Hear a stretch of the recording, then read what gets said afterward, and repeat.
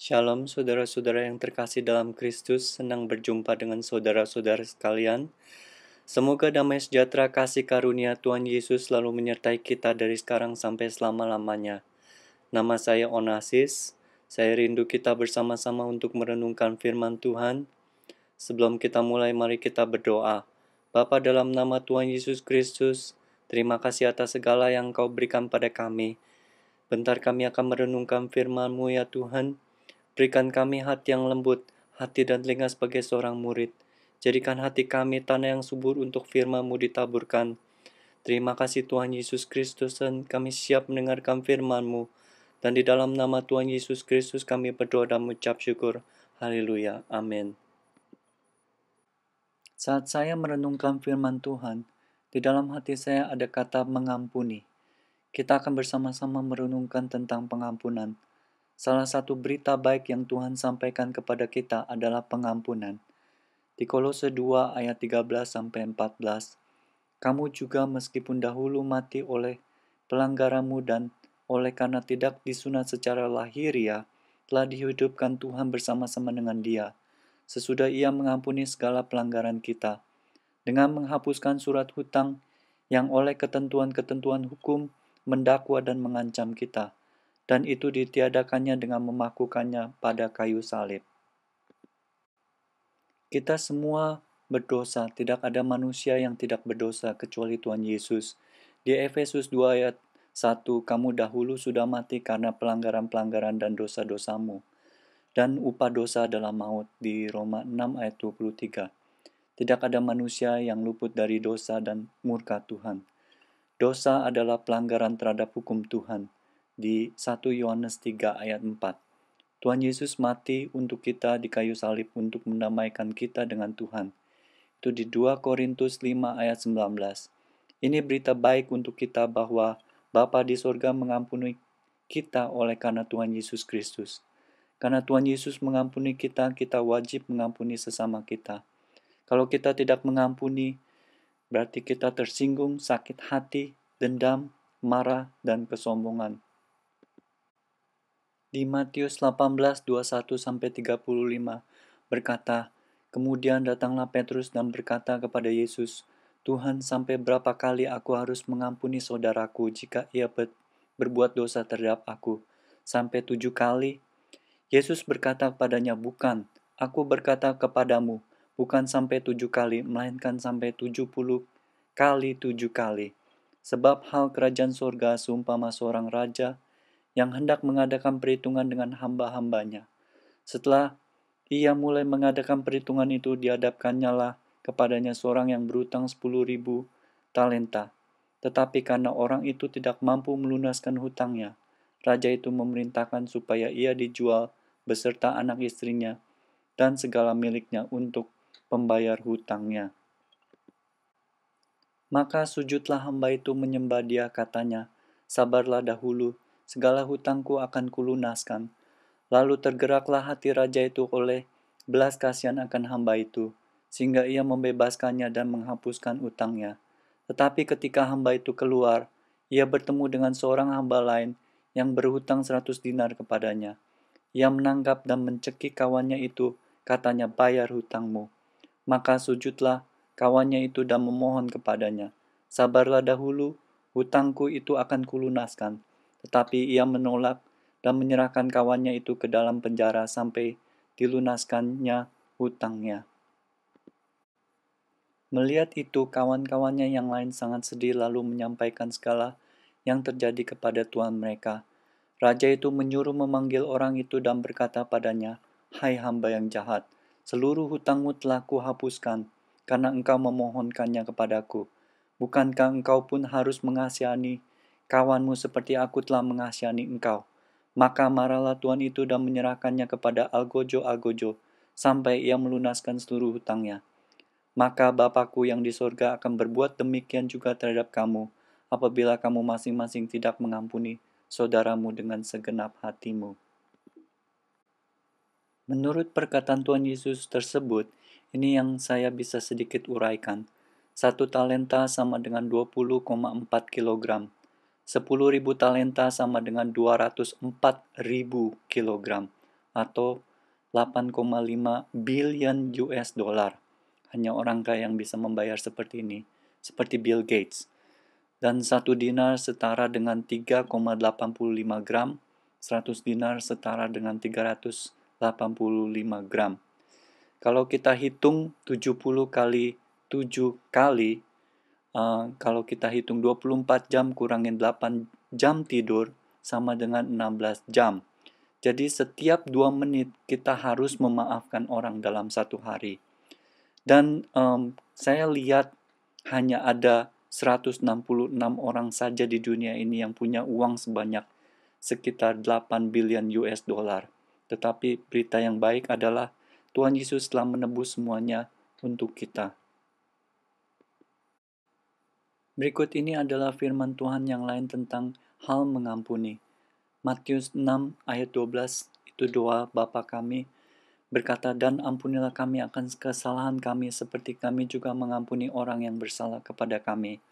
Matius 5 ayat 44, tetapi aku berkata kepadamu, kasihilah musuhmu dan berdoalah bagi mereka yang menganiaya kamu. Matius 6, 14-15 berkata, karena jikalau kamu mengampuni kesalahan orang, Bapamu yang di surga akan mengampuni kamu juga.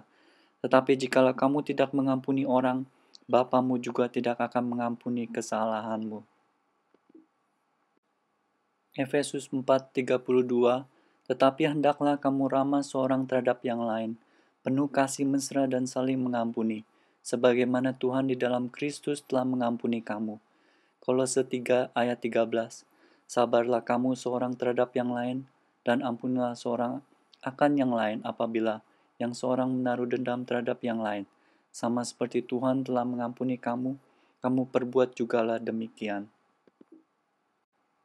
Di Lukas 4:16-30, Tuhan Yesus mengampuni orang-orang Nazaret. Ayat 28 berkata, mendengar itu sangat marahlah semua orang yang di rumah ibadat itu. Mereka bangun lalu menghalau Yesus keluar kota dan membawa dia ke tebing gunung, tempat kota itu terletak, untuk melemparkan dia dari tebing itu. Tetapi ia berjalan lewat dari tengah-tengah mereka lalu pergi. Hal ini berkata bahwa orang-orang Nazaret yang kemungkinan orang-orang ini adalah teman waktu kecil Yesus atau tetangga Tuhan Yesus sendiri. Mereka mau membunuh Tuhan. Di Lukas 22 ayat 56-62, Tuhan Yesus mengampuni Petrus yang menyangkal dia. Dalam hal ini Petrus menyangkal Tuhan Yesus 3 kali. Di Lukas 23:33-35, Tuhan Yesus mengampuni orang-orang yang menyalibkan dia. Ketika mereka sampai di tempat yang bernama Tengkorak, mereka menyalibkan Yesus di situ, dan juga kedua orang penjahat itu, yang seorang di sebelah kanannya dan yang lain di sebelah kirinya. Yesus berkata, ya Bapa, ampunilah mereka, sebab mereka tidak tahu apa yang mereka perbuat. Dan mereka membuang undi untuk membagi pakaiannya. Orang banyak berdiri di situ dan melihat semuanya. Pemimpin-pemimpin mengejek dia, katanya, orang lain ia selamatkan. Biarlah sekarang ia menyelamatkan dirinya sendiri, jika dia adalah Mesias, orang yang dipilih Tuhan. Tuhan Yesus mati untuk menebus dosa-dosa kita, termasuk orang-orang Israel. Tetapi mereka menolak dan mencemooh Tuhan.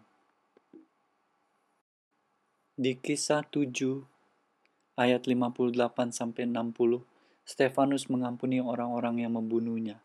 Mereka menyeret dia keluar kota lalu melemparinya, dan saksi-saksi meletakkan jubah mereka di depan kaki seorang muda yang bernama Saulus. Sedang mereka melemparinya, Stefanus berdoa, katanya, ya Tuhan Yesus, terimalah rohku. Sambil berlutut ia berseru dengan suara nyaring, Tuhan, janganlah tanggungkan dosa ini kepada mereka. Dan dengan perkataan itu meninggallah dia. Di Kejadian 50 ayat 15-20, Yusuf mengampuni saudara-saudaranya yang menjual dia menjadi budak. Di ayat 15, ketika saudara-saudaranya Yusuf melihat bahwa ayah mereka telah mati, berkatalah mereka, boleh jadi Yusuf akan mendendam kita dan membalaskan sepenuhnya kepada kita segala kejahatan yang telah kita lakukan kepadanya. Sebab itu mereka menyuruh menyampaikan pesan ini kepada Yusuf. Sebelum ayahmu mati, Ia telah berpesan, beginilah harus kamu katakan kepada Yusuf, ampunilah kiranya kesalahan saudara-saudaramu dan dosa mereka, sebab mereka telah berbuat jahat kepadamu. Maka sekarang ampunilah kiranya kesalahan yang dibuat hamba-hamba Tuhan ayahmu. Lalu menangislah Yusuf ketika orang berkata demikian kepadanya. Juga saudara-saudaranya datang sendiri dan sujud di depannya serta berkata, kami datang untuk menjadi budakmu. Tetapi Yusuf berkata kepada mereka, janganlah takut, sebab aku inikah pengganti Tuhan? Memang kamu telah mereka-rekakan yang jahat terhadap aku, tetapi Tuhan telah mereka-rekakannya untuk kebaikan, dengan maksud melakukan seperti yang terjadi sekarang ini, yakni memelihara hidup suatu bangsa yang besar. Saya mau membagi pengalaman pribadi saya tentang pengampunan. Saya tinggal di Amerika. Satu saat saya ikut pendalaman Alkitab yang diadakan oleh orang-orang perantauan seperti saya. Mereka berbicara bahasa mereka saat membahas firman Tuhan, dan saya tidak mengerti sama sekali apa yang mereka katakan. Ada orang menerjemahkannya, tetapi cuma sebatas memberitahu ayat-ayat Alkitab saja. Jadi saya seperti orang tuli yang tidak tahu apa yang mereka katakan. Saya bisa marah terhadap mereka karena mereka sama sekali tidak toleransi. Seharusnya mereka berbicara bahasa Inggris dan mereka bisa berbicara dengan bahasa Inggris. Tindakan saya adalah mengampuni mereka. Saya tidak membenci mereka atau dendam kepada mereka karena perlakuan mereka terhadap saya. Dan berikut ini adalah tindakan pengampunan yang saya lakukan juga. Yang pertama adalah berdoa kepada Tuhan Yesus, minta pengampunan atas dosa-dosa kita. Yang kedua adalah melepaskan pengampunan kepada orang yang bersalah kepada kita dan sebutkan namanya. Dan bila kita bertemu dengan dia, minta maaf atas kesalahan-kesalahan kita. Dan yang berikutnya adalah bila ia tidak memaafkan, asalkan kita tulus meminta ampun dan mengampuni dia di hadapan Tuhan, biarlah Tuhan yang membuka hatinya. Dan kita terus berdoa setiap hari untuk orang itu. Amin, saudara. Semoga apa yang saya bagikan ini dapat menjadi berkat untuk saudara sekalian.